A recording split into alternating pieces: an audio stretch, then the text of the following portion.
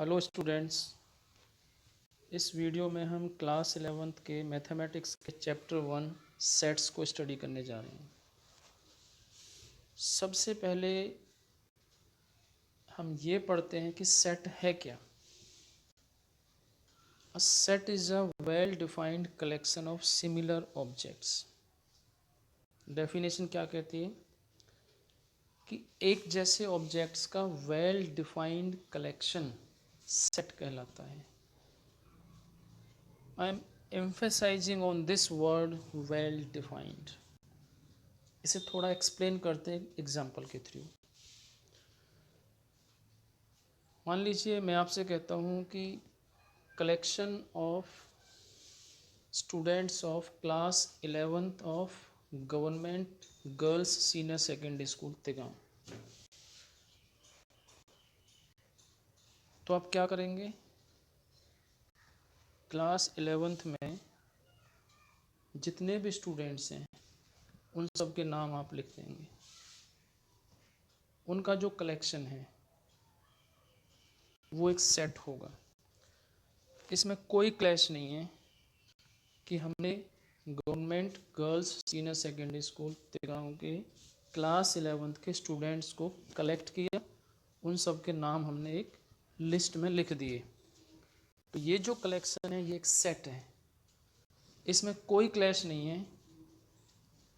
अब दूसरा क्वेश्चन देखिए, अगर मैं आपसे कहता हूँ कि collection of 5 most intelligent students of government girls senior secondary school Tigaon.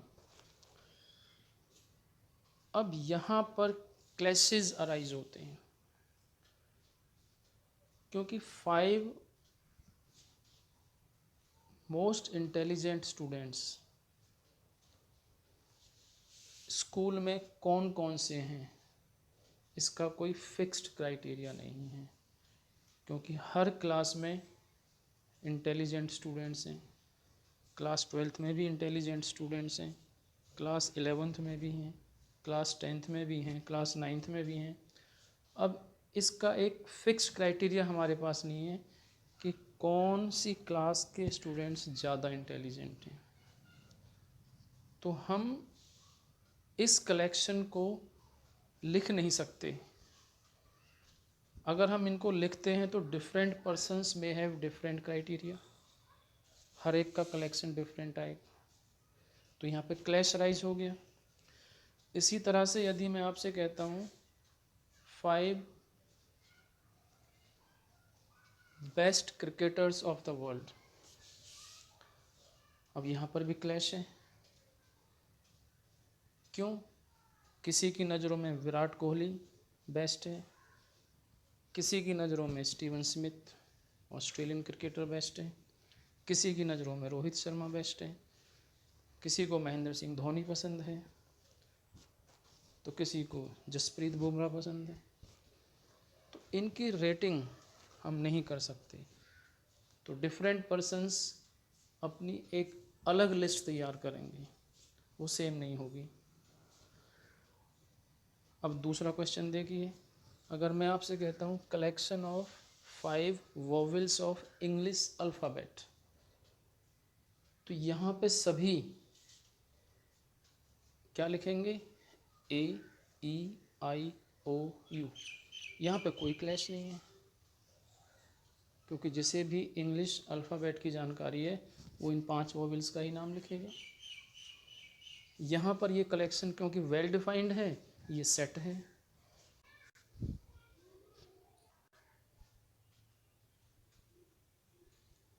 अब सेट्स को हम जनरली लिखते वक्त कैपिटल लेटर्स का यूज़ करते हैं, जैसे capital A, capital B, capital C, capital X Y Z, इस तरह से।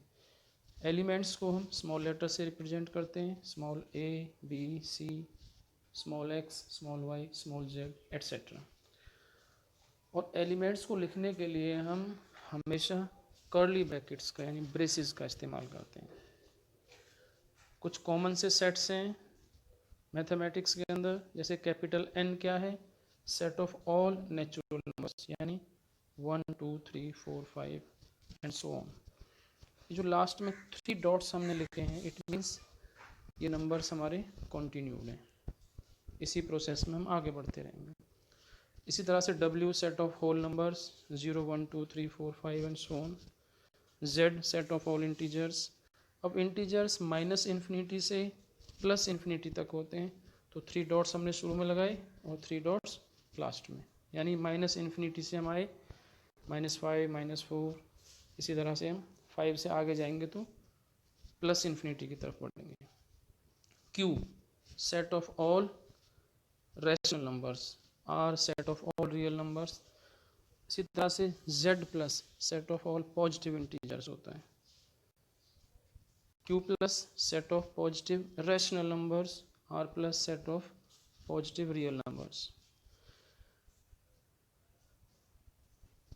अब यदि कोई एलिमेंट हमारा एक सेट को बिलोंग करता है, मान लीजिए स्मॉल a कोई एलिमेंट है, सेट A के अंदर वो है, तो हम एक सिंबल यूज करते हैं, ग्रीक सिंबल है अपसाइन, और इसका मीनिंग होता है बिलोंग्स टू।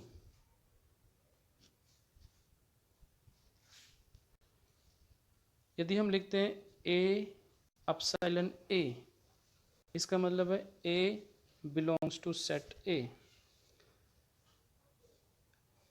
अगर B सपोज कोई एलिमेंट है जो सेट A के अंदर नहीं है, तो हम लिखेंगे B अपसाइलन, लिख के उसको क्रॉस कर देंगे, ऊपर से एक स्लैश डाल देंगे, it means B does not belong to A। कैसे रीड करते हैं इसे? B does not belong to A। Representation of sets.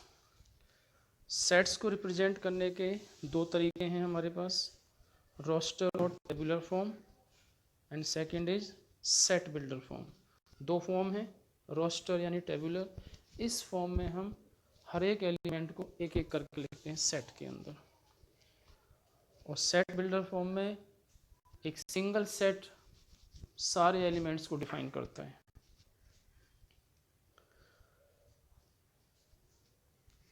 तो रोस्टर यानी टेबुलर फॉर्म किस तरह से लिखी जाएगी? इसमें हम कर्ली ब्रैकेट्स के अंदर जो भी हमारे एलिमेंट्स हैं एक एक करके कॉमा डाल के लिखे जाएंगे। जैसे हमें लिखना है set of all even positive integers less than 7, यानी 7 से छोटे सारे positive even positive integers.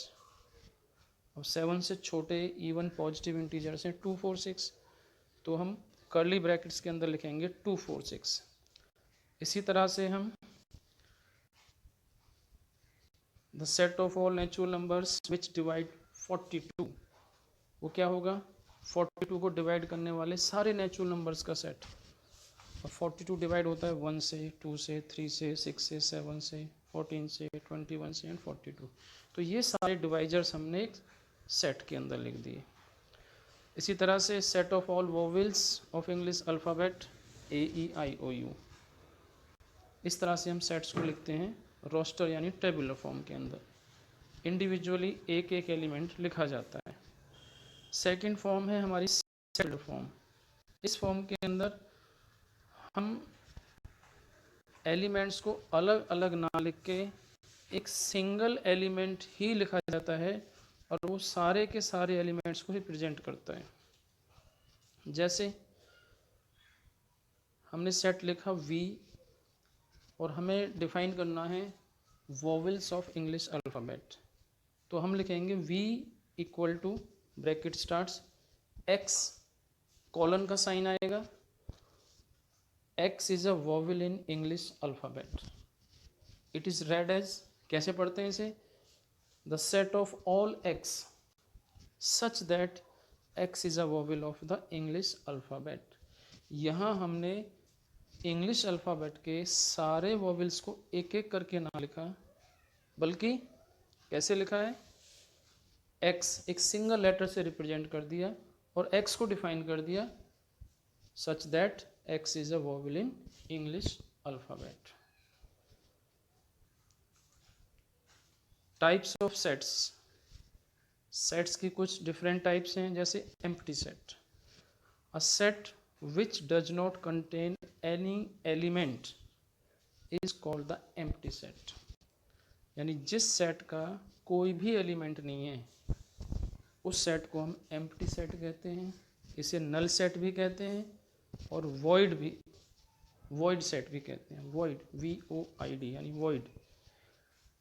And this set is denoted by the symbol phi. और कर्ली ब्रैकेट्स का जो सेट है और इसके अंदर हमने कोई एलिमेंट नहीं लिखा है। तो एम्प्टी सेट को रिप्रेजेंट करने के दो तरीके हैं, फाई या फिर कर्ली ब्रैकेट्स का पेयर और उसके अंदर कोई एलिमेंट नहीं होना चाहिए। एम्प्टी सेट के एग्जांपल्स, मान लीजिए ए कोई सेट है किस तरह से कि x कोई नेचुरल नंबर है जो 1 और 2 के बीच में लाई करता है। Set of all natural numbers lying between 1 and 2, यानी 1 और 2 के बीच में जितने भी नेचुरल नंबर्स का सेट है वो हमने डिफाइन कर दिया, वो A है। अब हम देखते हैं कि 1 और 2 के बीच में तो कोई नेचुरल नंबर आता ही नहीं है, इसके बीच में कोई नंबर है ही नहीं, कोई एलिमेंट नहीं है, इसलिए हम कहेंगे कि A हमारा एम्प्टी सेट है। इसी तरह से सेट B हमने डिफाइन किया, x is a real number such that x² - 2 = 0। जब हम इस इक्वेशन को सॉल्व करते हैं तो क्या देखते हैं कि इसका जो सॉल्यूशन है वो हमें कोई भी रैशनल नंबर नहीं देता। It means B is a null set, empty set. इसी तरह से C, x is an even prime number greater than 2। हमने डिफाइन किया x को कि x is an even prime number greater than 2। अब 2 से बड़ा कोई इवन प्राइम नंबर है ही नहीं, in fact 2 is the only even prime number. तो सेट C हमारा कैसा होगा? Empty set, without any element होगा। So it is a empty set, null set. Next type is finite and infinite sets. जिस set के एलिमेंट्स डेफिनेट हों, fixed हों, countable हों, उसे कहते हैं फाइनाइट सेट। और जिस सेट के एलिमेंट्स हम काउंट ना कर पाएं वो होगा इनफाइनाइट सेट। तो फाइनाइट काउंटेबल है और इनफाइनाइट सेट हमारा अनकाउंटेबल। एग्जाम्पल जैसे W is the set of days of the week. अब डेज ऑफ वीक फिक्स्ड है, Sunday, Monday, Tuesday, Wednesday, Thursday, Friday, Saturday, 7 days हैं, काउंटेबल हैं। So it is a definite set. मान लीजिए S हमारा set of solutions of equation x² - 16 = 0 है।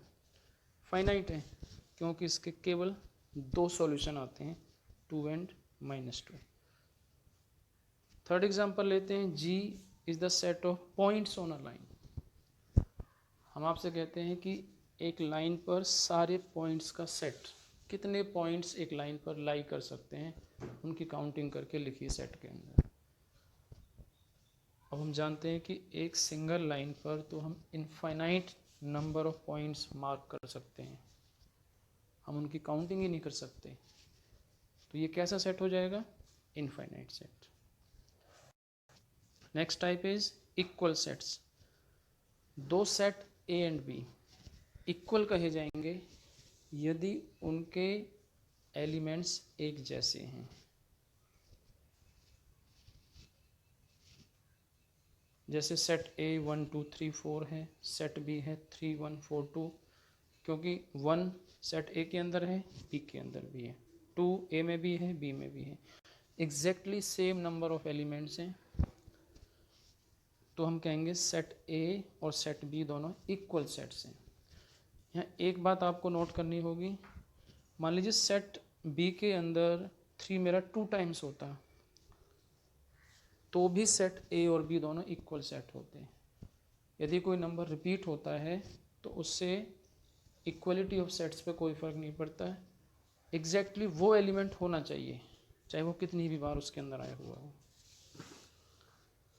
Subset, a set A is said to be a subset of a set B if every element of set A is also an element of set B। कोई set A set B का subset होगा यदि set A के सारे elements set B के अंदर हैं। यानी सेट B एक बड़ा सेट है, उसमें से हमने कुछ एलिमेंट्स लेके सेट A बना लिया, तो सेट A सेट B का एक सबसेट होगा। और इसे लिखने के लिए हम इस सिंबल का यूज़ करते हैं, A सबसेट B। पहले जो सबसेट है वो लिखा जाता है, फिर हम सबसेट का साइन यूज़ करते हैं और फिर जिस सेट से वो लिया गया है उस सेट को लिखते हैं। तो हम क्या कह सकते हैं कि ए बी का सबसेट होगा यदि हर एक एलिमेंट स्मॉल ए जो ए को बिलोंग करता है वो बी को भी बिलोंग करना चाहिए। यहाँ से दो तीन बातें आपको ध्यान रखनी है। क्या है? यदि ए बी का सेट है, ए बी का सबसेट है और बी ए का सबसेट है, it means A equal to B. यानी ए बी का सबसेट है और बी ए का सबसेट है, तो यहाँ से क्या रिजल्ट होल्ड करता है कि ए इक्वल टू बी। यदि दो सेट्स आपस में एक दूसरे के सबसेट्स हैं तो दोनों सेट्स इक्वल सेट्स होंगे।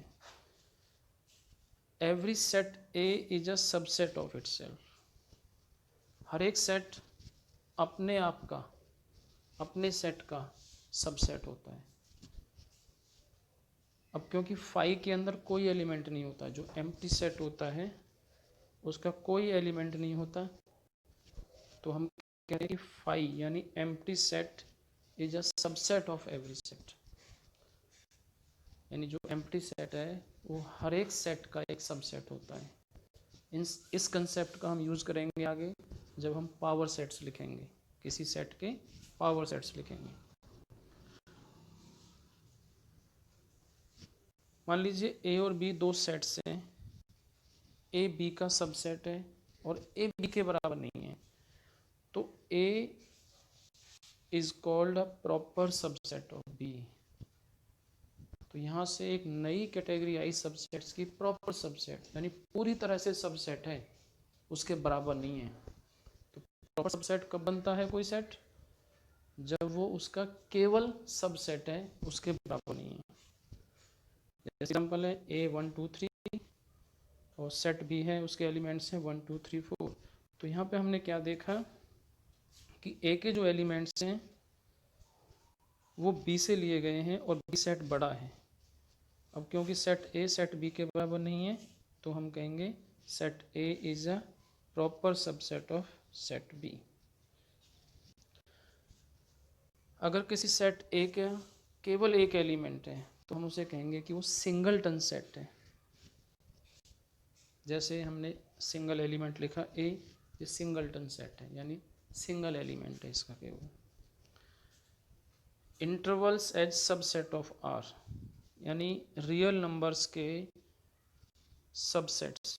हम इंटरवल्स को डिस्कस करना चाह रहे हैं कि intervals as subsets of real numbers. मान लीजिए ए एंड बी दो एलिमेंट्स हैं जो रियल नंबर्स को बिलोंग करते हैं और ए बी से छोटा है, तो हमारे पास कुछ सेट्स बनते हैं रियल नंबर्स के। जैसे पहला सेट है y। किस तरह से कि y a और b के बीच में लाई करता है, y is greater than a but less then b। ये ओपन इंटरवल कहलाता है और इसको रिप्रेजेंट किया जाता है ए बी, और इसमें हमने स्मॉल ब्रैकेट्स का यूज़ किया दोनों तरफ। स्टार्टिंग ब्रैकेट भी स्मॉल है और क्लोजिंग ब्रैकेट भी स्मॉल है।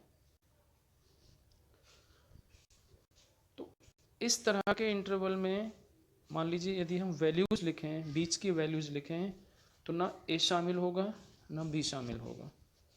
सपोज ए आपका है 1 और बी है आपका 4, तो 1 4 ओपन इंटरवल है, तो इस इंटरवल में क्या वैल्यू जाएंगी, 1 और 4 के बीच की वैल्यूज, उसमें ना 1 शामिल होगा ना 4 शामिल होगा, तो वैल्यू जाएंगी 2 3। यानी जो एलिमेंट्स एंड्स पे लिखे गए हैं, लेफ्ट एंड और ये इसका राइट एंड, ये एलिमेंट्स सेट में शामिल नहीं होते। सेकंड टाइप है क्लोज्ड इंटरवल। क्लोज्ड इंटरवल को लिखने के लिए हम स्क्वायर ब्रैकेट्स का यूज़ करते हैं, जैसे ए बी और दोनों तरफ स्क्वायर ब्रैकेट। तो x जो एलिमेंट हमारा होगा वो less than equal to A होगा, sorry greater than equal to A होगा और less than equal to B. यानी ए भी शामिल होगा इसमें, बी भी शामिल होगा और उनके बीच की सारी वैल्यूज। सपोज हम 1 4 का क्लोज्ड इंटरवल लेते हैं, तो इसमें कौन कौन से एलिमेंट्स आएंगे, 1 2 3 4, 1 भी शामिल है और 4 भी शामिल है। इसी तरह से हम सेमी ओपन और सेमी क्लोज्ड इंटरवल्स लिख सकते हैं। सेमी ओपन का मतलब एक तरफ से ओपन एक तरफ से क्लोज्ड। तो जिस तरफ से इंटरवल ओपन होगा उस एंड वाली वैल्यू उस सेट में शामिल नहीं होगी, जिस तरफ से क्लोज्ड होगा वो एंड वैल्यू उस सेट में शामिल होगी। जैसे ए बी फर्स्ट टाइप हमने जो लिखी है, ये क्लोज्ड है ए की तरफ से और ओपन है बी की तरफ से। तो जो इसके अंदर वैल्यूज आएंगी x, वो कैसी होंगी, x greater than equal to A होगा बट लेस देन बी। इसी तरह से ए बी इंटरवल, ए की तरफ से ओपन बी की तरफ से क्लोज्ड। तो x कोई एलिमेंट जो इसका होगा वो किस तरह से डिफाइंड होगा, x greater than A but less than equal to B. इस तरह से semi open semi closed intervals हमारे डिफाइन होते हैं। Next topic is power set. एक एग्जांपल लेते हैं, मान लीजिए हमने एक सेट लिया 1 2। अब हमें इसके सारे सबसेट्स लिखने हैं और अभी हम पीछे पढ़ चुके हैं कि जो 5 है एम्प्टी सेट है, वो हर एक सेट का एक सबसेट होता है। तो जब भी हम पावर सेट लिखेंगे तो पावर सेट की जो शुरुआत है वो हमेशा एम्प्टी सेट से होती है। तो पहला इसका सबसेट होगा 5, फिर हम एक एक करके इसके एलिमेंट्स को लिखेंगे सेट के अंदर, 1 2, फिर 2 2 एलिमेंट्स, 3 3, इस तरह से। अब क्योंकि इसके अंदर 2 ही एलिमेंट्स हैं तो 1 2, तो इसके सारे सबसेट्स क्या हो जाएंगे, 5 1 2 एंड 1 2। तो इन सबसेट्स का जो सेट है, कलेक्शन है, वो कहलाता है power set of given set. और इसको रिप्रेजेंट करते हैं हम पी ए से।